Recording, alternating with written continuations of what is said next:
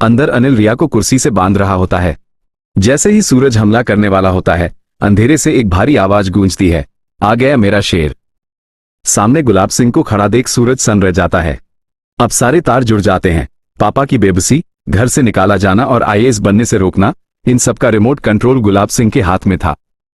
सूरज की आंखों में अब आंसू नहीं बल्कि प्रतिशोध की ज्वाला है कि दास्तां कहानी की शुरुआत एक बेहद दर्दनाक फैसले से होती है। अनिल की दी हुई धमकी ने सूरज के पापा अरविंद जी को इस कदर मजबूर कर दिया है कि उन्हें ना चाहते हुए भी सूरज के सपनों का गला घोंटना पड़ रहा है। वो सूरज को आईएएस की पढ़ाई करने से रोक देते हैं ताकि उनकी बेटी रिया की इज्जत महफूज रहे। लेकिन इस मुश्किल घड़ी में ईशा एक ढाल बनकर सूरज के सामने खड़ी हो जाती है। वो निडर होकर ऐलान करती है, मैं अपने पति को आईएएस बनाकर रहूंगी। ईशा की यह बगावत अरविंद जी को दहला देती है। उन्हें डर है कि इस जिद की कीमत रिया को चुकानी पड़ेगी। गुस्से और खौफ में आकर वह ईशा को घर से निकल जाने का हुक्म दे देते हैं।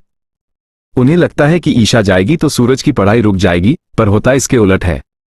सूरज अपनी पत्नी का हाथ थामता है और दोनों घर छोड़ देते हैं। खंडहर में नई जिंदगी, जेब खाली है, सिर पर छत नहीं।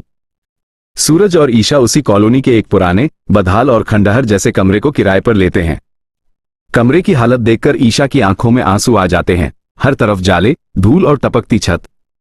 जो सूरज कभी राजाओं की तरह पला था, आज वो जमीन पर अखबार बिछाकर ईशा के साथ सूखी रोटी खाने को मजबूर है।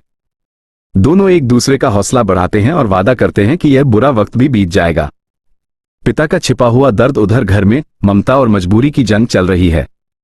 रात के अंधेरे में ताई माँ चुपके से टिफिन पैक करके बाहर निकलने लगती हैं। तभी सामने अरविंद जी खड़े मिलते हैं, लेकिन वो कुछ नहीं कहते, बस एक पल टिफिन को देखते हैं और रास्ता दे देते हैं। अगली सुबह अरविंद जी अपनी छत से छिपकर देखते हैं कि सूरज नल से पानी भर रहा है और ईशा उसकी मदद कर रही है। अपने बच्चों को इस हाल में देखकर उस सख्त पिता की आंखों से आंसू छलक पड़ते हैं। वो उन्हें बुलाने के लिए हाथ बढ़ाते हैं, पर तभी अनिल का डरावना चेहरा याद आते ही वो पीछे हट जाते हैं।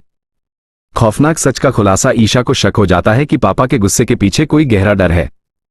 वो सूरज के साथ अरविंद जी का पीछा करती है। एक सुनसान पेड़ के नीचे जो मंजर वो देखते हैं, उसे देखकर उनके पैरों तले जमीन खिसक जाती है।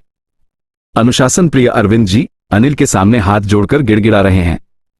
सूरज का खून खौल उठता है, पर ईशा उसे रोक लेती है ताकि पूरी सच्चाई सामने आ सके। गुलाब सिंह का असली चेहरा, कहानी में असली विलेन गुलाब सिंह की एंट्री होती है। उसे खबर मिलती है कि घर से निकलने के बाद भी सूरज आईएएस की तैयारी कर रहा है। वो अनिल से कहता है कि अब सिर्फ धमकी से काम नहीं चलेगा। वो एक किडनैपर को सुपारी देता है। रिया की हल्दी के शोर में उसकी चीख दब जानी चाहिए। रिया की हल्दी का दिन आता है। ढोल नगाड़ों की गूंज के बीच किडनैपर रिया को नशीला रुमाल सुंघाकर अगवा कर लेते हैं। ईशा की नजर उस वैन पर पड़ती है जिसमें रिया का दुपट्टा फंसा है। वो चिल्लाती है, सूरज। रिया उस गाड़ी में है। मौत से मुकाबला, एक जानलेवा पीछा शुरू होता है। सूरज अपनी बाइक से वैन को ट्रैक करता है और एक वीरान गोदाम तक पहुंच जाता है। अंदर अनिल रिया को कुर्सी से बांध रहा होता है। जैसे ही सूरज हमला करने वाला होता है, अंधेरे से एक भारी आवाज गूंजती है, आ गया मेरा शेर। सामने गुलाब सिंह को खड़ा देख सूरज सन रह जाता है। अब सारे तार जुड़ जाते हैं। पापा की बेबसी, घर से निकाला जाना और आईएएस बनने से रोकना, इन सबका रिमोट कंट्रोल गुलाब सिंह के हाथ में था। सूरज की आंखों में अब आंसू नहीं बल्कि प्रतिशोध की ज्वाला है। अब सवाल यह है, क्या सूरज अपने गुरु गुलाब सिंह के खिलाफ जा पाएगा?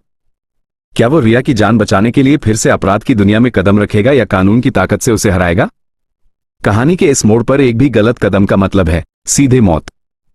आपकी राय, आपको क्या लगता है, सूरज का अगला कदम क्या होगा? क्या उसे गुंडा बनकर अपनी बहन को बचाना चाहिए? कमेंट में आई सपोर्ट ईशा सूरज जरूर लिखें। क्या आप चाहते हैं कि मैं इस कहानी का अगला भाग सूरज और गुलाब सिंह का आमना सामना लिखूं?